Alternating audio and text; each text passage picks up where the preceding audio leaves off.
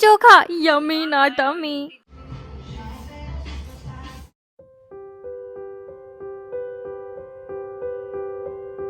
4:30 बजे सुबह हम निकल गए एयरपोर्ट के लिए, क्योंकि हमारे घर से एयरपोर्ट का रास्ता लगभग 1 से 1.5 घंटे का है।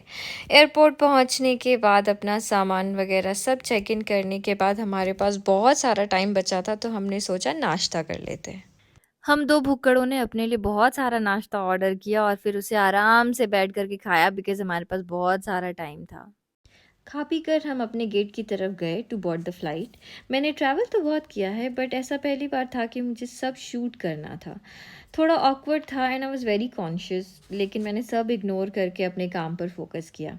मुझे आज तक समझ नहीं आया कि लोगों को किस बात की जल्दी होती है। अभी तो गेट भी ओपन नहीं हुआ था, फ्लाइट जस्ट लैंड हुई थी और सब एकदम क्यू लगा के खड़े हो गए कि पता नहीं कहाँ निकल के चली जाएंगी। इतनी जल्दी किस बात की यार, जाना कहाँ है, पहले गेट तो खुलने दो।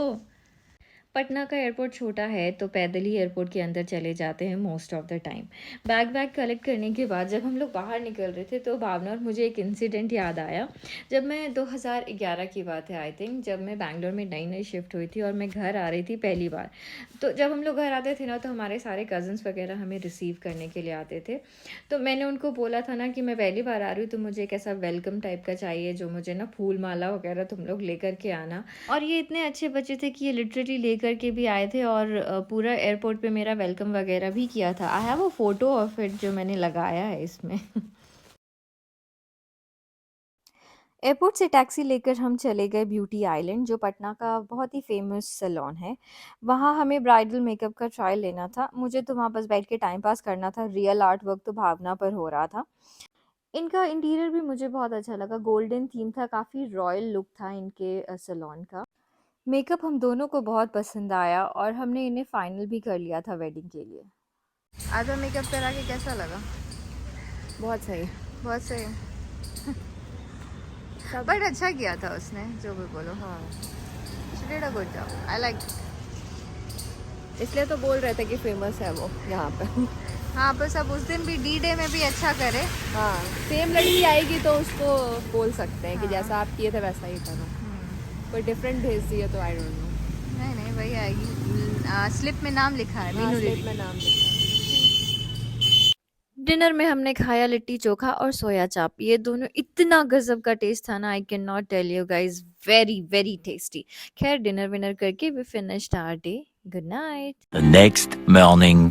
नेक्स्ट डे हम लोग निकल गए थे मुजफ्फरपुर के लिए। ये है the very famous Gandhi Setu river bridge.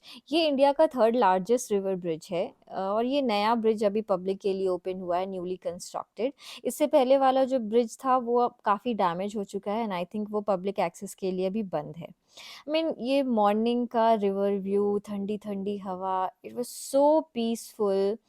Patna से मुजफ्फरपुर का रास्ता बेसिकली नेचर ही है, मतलब लश ग्रीन आपको दिखेगा, but the moment you enter the city, all you see is the chaos that is created by us. हम फाइनली मुजफ्फरपुर पहुंच गए थे और ये रहा हमारा होटल द पार्क। रेडी वेडी होके हम निकल गए थे अपने चाचा के घर, जहाँ पर भावना के पेरेंट्स रुके हुए हैं, वो मतलब मेरे बुआ और फूफा जी। हमने किया था रिक्शा, जो कि बहुत ही ज़्यादा कॉमन है बिहार में आज भी। और मैं शायद 10 साल के बाद रिक्शे पर बैठ रही हूँगी। एकदम बचपन की यादों टाइप का मेरा ये सारा फीलिंग्स है, ये सारी मेमोरीज़ है। बचपन में हम जैसे ट्यूशन्स वगैरह भी जाते थे या स्कूल भी जाते थे, तो ऐसे रिक्शे पे जाते थे। तो this is all that feeling that was coming back to me. और ये है करंट हाल मुजफ्फरपुर का सावन की बारिश का रिजल्ट। हमारा यहाँ आने का मेन रीज़न था टू फाइनलाइज द खानसामा का फुल सामान का लिस्ट और सब कुछ, लेकिन वो छोड़ करके हमने गीत संगीत कार्यक्रम यहाँ चालू कर दिया था।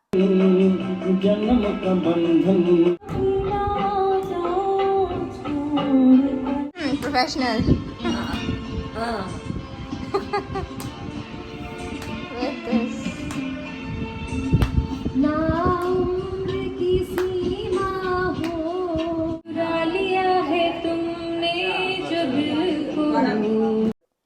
हम सब ने अपने अंदर का बाथरूम सिंगर जगा लिया था और ये गीत संगीत का कार्यक्रम लगभग बहुत देर रात तक चला और उसके बाद जाकर के हमने खानसामा का सारा फाइनलाइज किया लिस्ट एंड देन ये सब करते करते हमें बहुत लेट हो चुका था और हम उस दिन होटल शायद 11-12 बजे पहुंचे थे और जिसके बाद मैंने कुछ भी शूट नहीं किया था।